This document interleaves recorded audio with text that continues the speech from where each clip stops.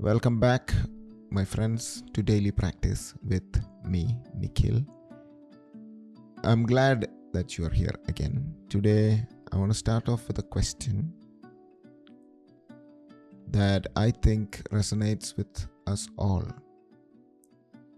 Perhaps more now than ever before.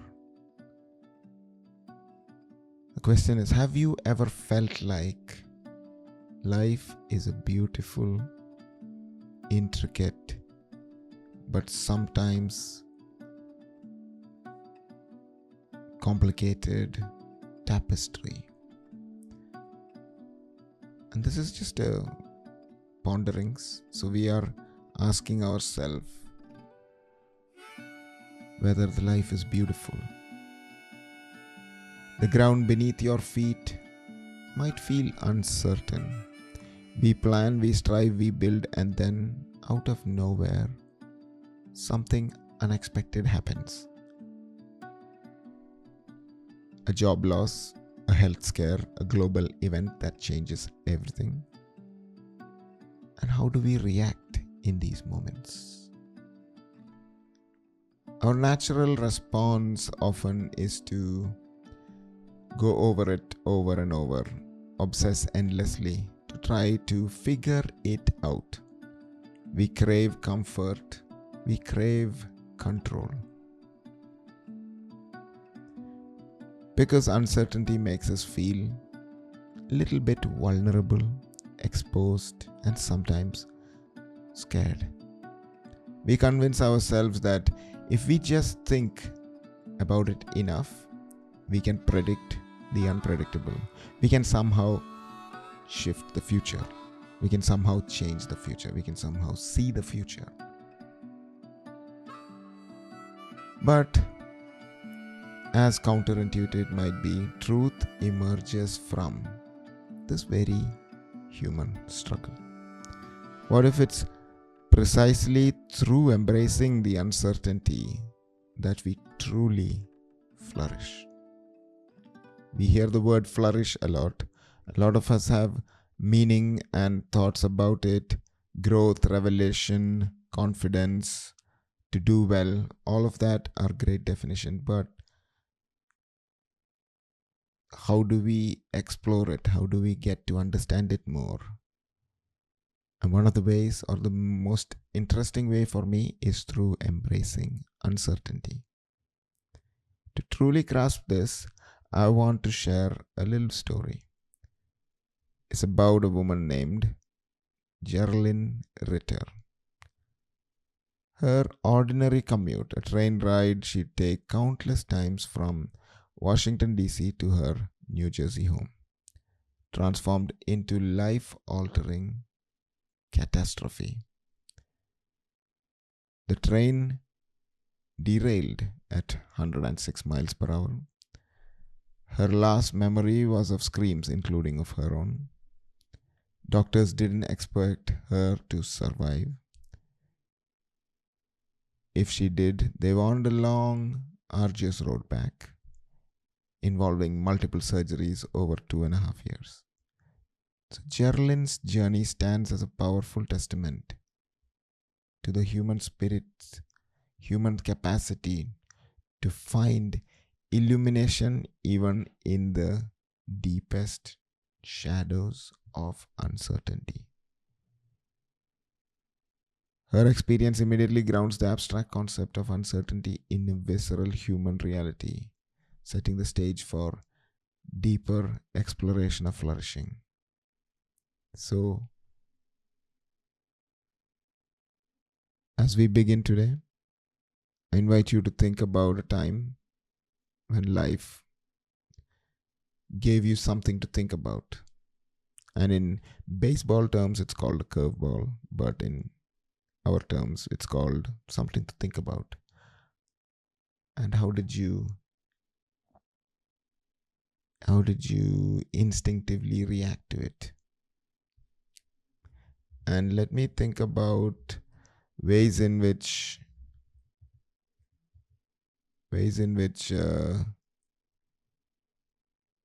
you can really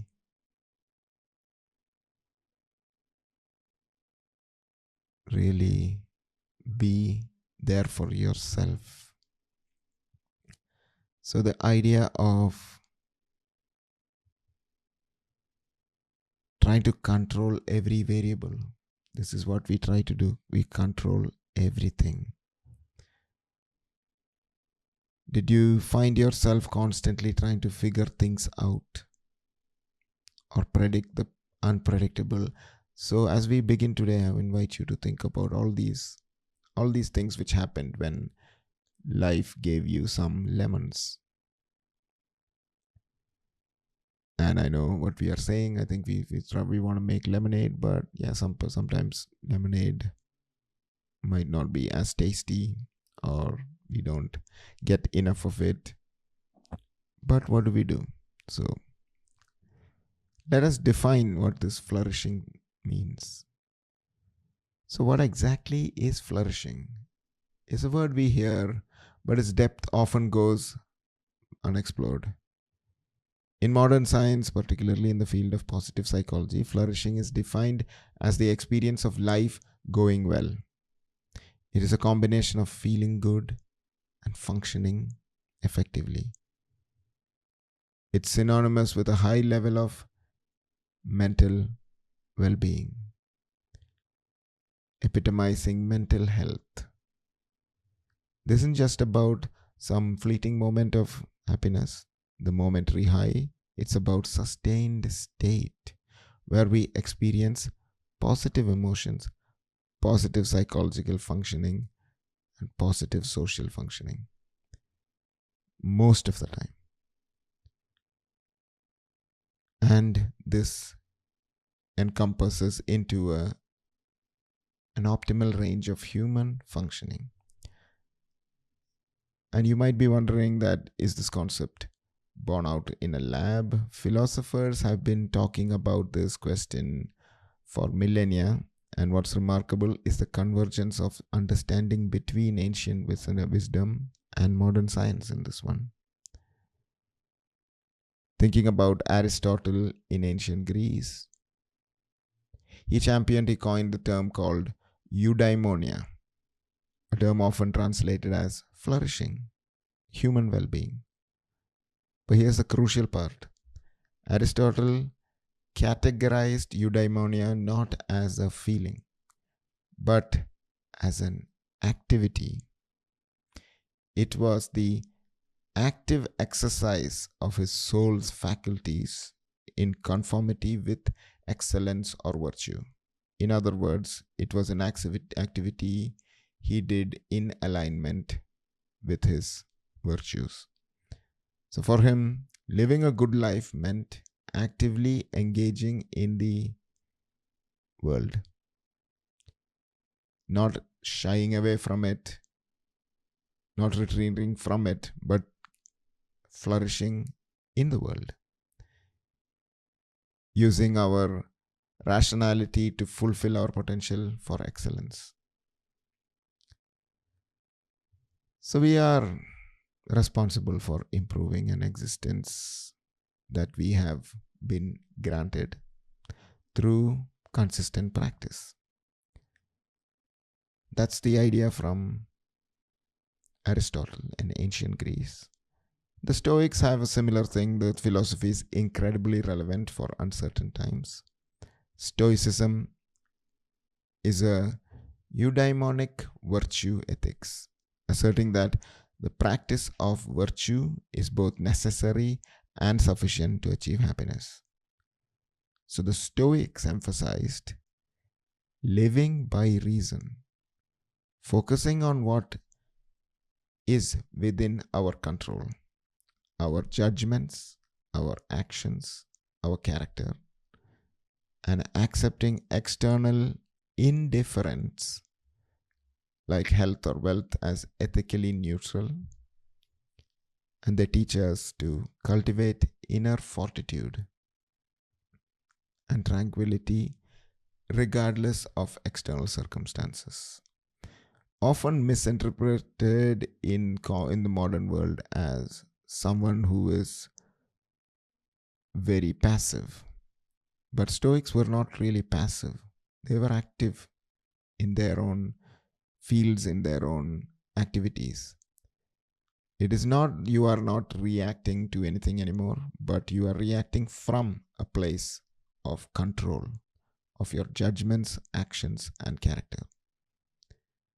And from the East, many religions have also followed this profound perspective of flourishing. The Buddhist view is achieved by cultivating positive actions which not only impact future lives but also create peace and fulfillment in the present. So, central to this principle obviously is karma, that every action, thought, or word has a consequence. And Buddhism emphasizes this interdependent relationship between inner peace and societal harmony, cultivated through virtues like compassion, forgiveness, and ethical living. So, isn't it fascinating how these diverse traditions, separated by millennia and vast cultural contexts, converge on a remarkably similar, holistic, multidimensional understanding of well being? They all extend far beyond mere hedonic happiness, the idea of just feeling good. They encompass effective functioning in life, ethical living, personal growth, and meaningful connection. So, this suggests a universal human blueprint for a well lived life. So, what does a well lived life mean to you? Beyond just feeling happy all the time, have you ever considered that true well being might be an ongoing practice? It's a verb rather than a fixed state you arrive at. Because that's precisely what flourishing is: a dynamic, ongoing journey of growth, adaptation, and intentional engagement with life's inherent fluidity. It implies that setbacks are setups for success, are part of the process, and the art of living fully involves consistent practice and adaptation.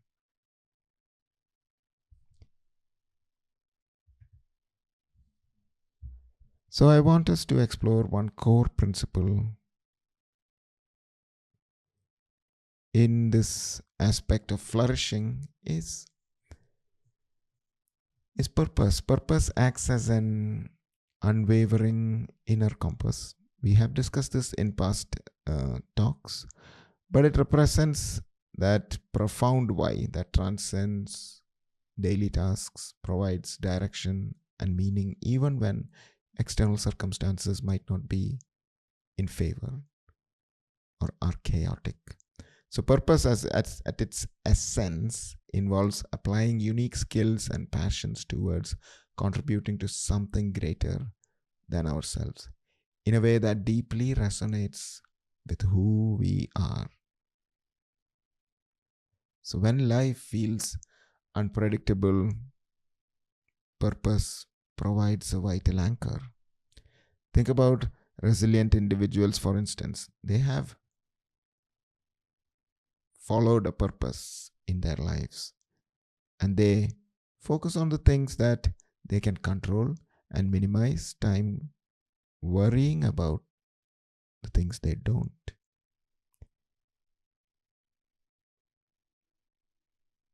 And this aligns perfectly with the Stoic wisdom of distinguishing between what is within one's control and what is not. Purpose helps channel our energy effectively, transforming passive anxiety into active, meaningful engagement. So, what is your why? What truly drives you, even when things are tough? This is the first core principle of flourishing. The journey to finding and cultivating This inner compass can begin with several practical tools and reflections. I want to share a few questions you can ask yourself again, perhaps in a journal or just in quiet contemplation. What values do you hold most dear? What talents do you often receive praise for from others? What activities make you lose track of time? How do you uniquely contribute to your community or family or friends? What kind of world do you want to help create? How do you want to be remembered by the people you love and serve? What specific actions or qualities would you like to pass on to future generations? Just ponder these questions and see what that brings up.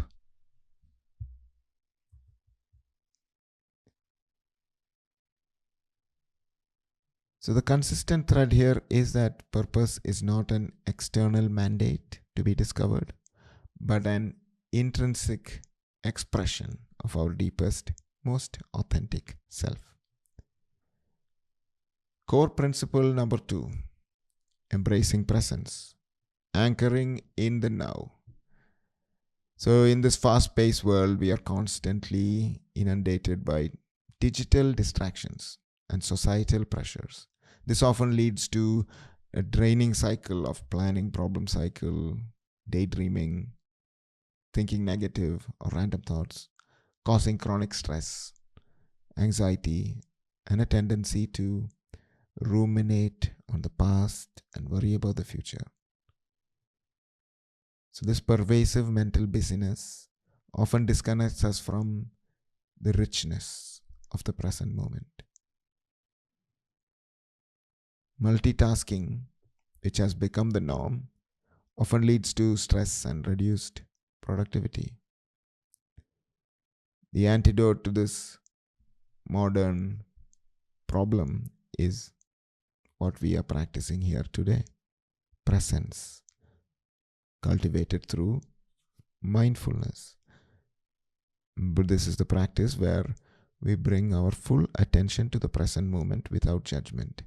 So, if you're listening to this, I invite you to practice mindfulness. Even though whatever I might say may not resonate with you, but maybe you can use this as practice. So, I invite you to stay as long as you can, not out of the need to show up, but as a practice in mindfulness, as a practice in curiosity and acceptance, rather than getting entangled in the exact words or the story we are telling ourselves.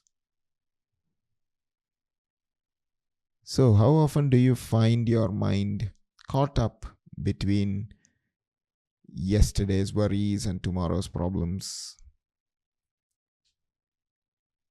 We've had many practices in these sessions, and there are a few just to point out: mindful breathing, mindful eating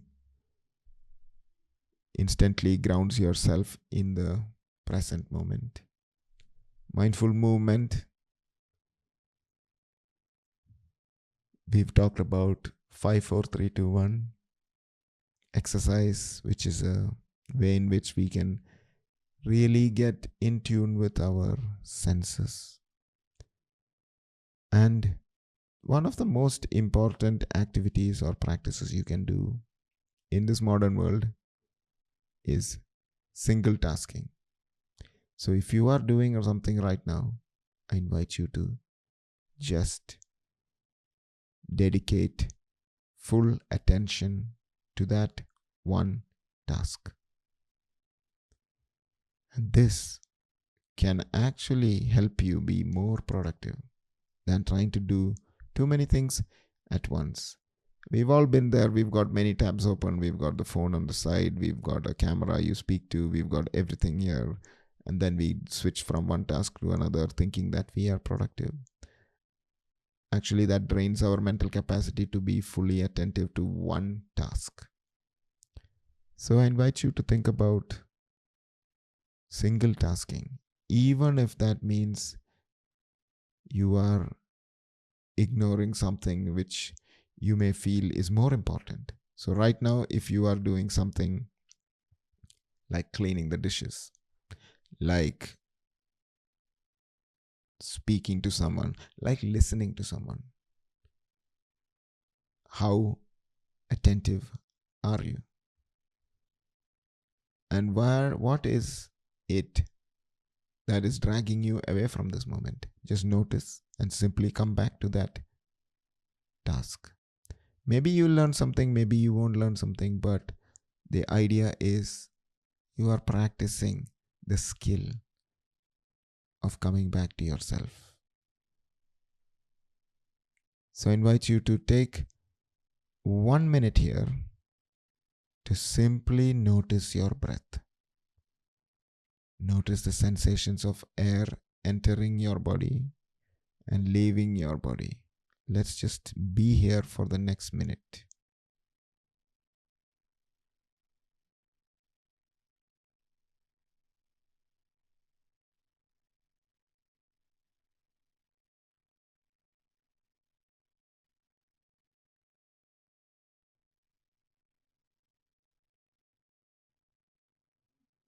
Just noticing the breath.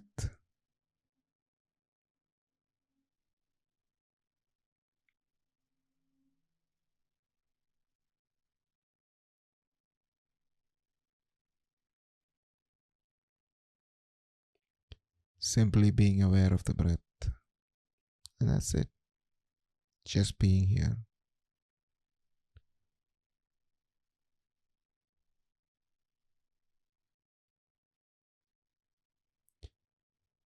Now, the core principle number 3 for flourishing in this modern world is something we talk about in all other aspects as well, is building resilience. Strength to bend, not break. It's the capacity not just to survive, but to bounce back after some challenging events. It represents the strength to endure difficult times with a greater strength and hope. Viewing problems and setbacks not as reasons to collapse, but as a challenge to overcome. So sometimes we believe resilience is we bounce back to the place where we started. But in resilience, actually, what we are training is we bounce back to a place where we have grown. We learned, we moved on, we transformed, we changed. It's not a fixed, innate personality trait, though, that either one possesses it or doesn't have it. It is a dynamic capacity that can be effectively cultivated, strengthened, and also helps you in your mindset, also helps you become more conscious. When you are resilient, you are more conscious about the things that are around you, and you are able to respond with what is necessary right now without second guessing, without having too much constant chatter that actually gets in the way of taking action. It is about how you engage with difficulty, transforming adversity into an opportunity for growth and learning rather than simply surviving. This understanding is profoundly empowering. So, as it shifts the perception, resilience from something predetermined to a skill that can be really learned, developed, and applied by anyone. And this transformative power is intertwined with acceptance. of uncertainty and impermanence. This is what we are talking about. How do we flourish in a world where everything seems to be uncertain and impermanent? So, as Glenn Geraldine Ritter's story powerfully illustrates, resilience often blossoms from the crucible of uncertainty. She had to learn to trust, have faith, and let go of that need for certainty amidst her arduous recovery. The profound truth is that the quality of her life is in direct proportion to the amount of uncertainty you can comfortably deal with. I will say that again. The truth is that the quality of your life is in direct proportion to the amount of uncertainty you can comfortably deal with. Embracing the unknown rather than resisting it is where life is most alive and adventures can rise.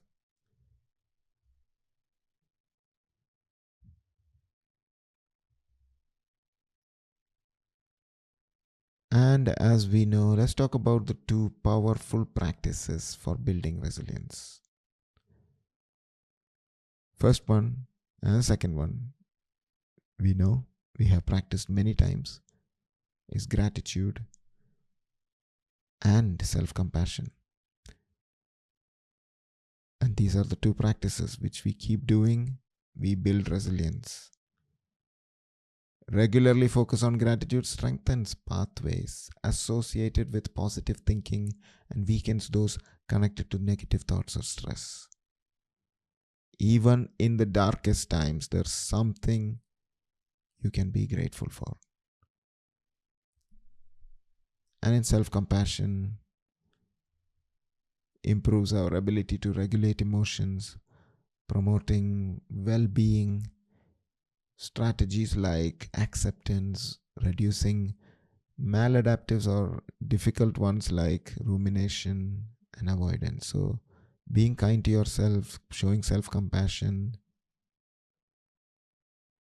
activates the mind and body to quickly reduce stress and to say to yourself that this is okay, I feel okay, which means that everything might be okay.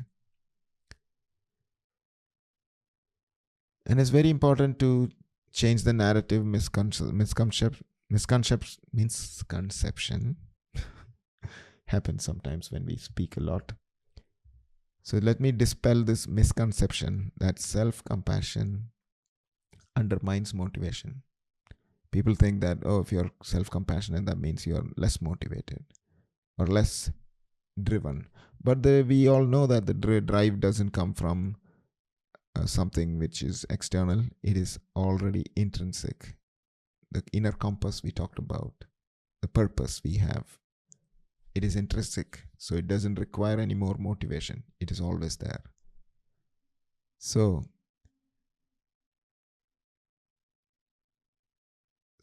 these practices, accepting uncertainty, embracing impermanence, practicing gratitude, and activating self-compassion are not just isolated tools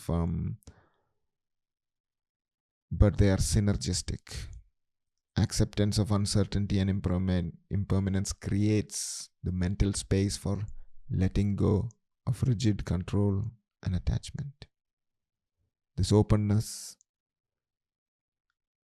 allows gratitude to reframe challenges and highlight positives, while self-compassion provides the inner safety, kindness, and emotional regulation needed to navigate pain of change.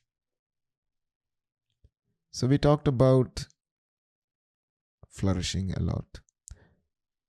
And the last thing we do before we finish this is, how can you start weaving these principles into your own daily practice?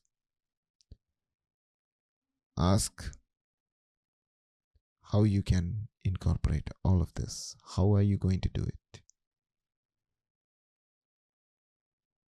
So I invite you to take a moment to integrate these ideas however you choose to. Maybe writing it down, maybe quiet contemplation after this.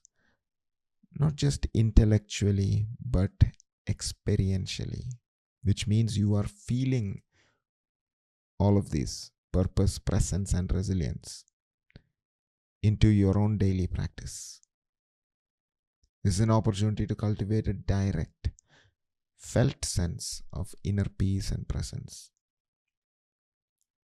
A seed that can be carried forward into your day, your week, your life.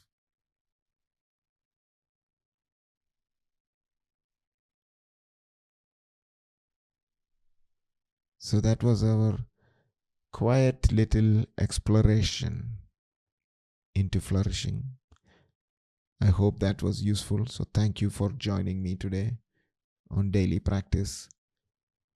I hope this episode has offered you some new perspectives, maybe reinforced already existing beliefs, and also given you some practical tools for cultivating flourishing in your own life, especially in these uncertain times.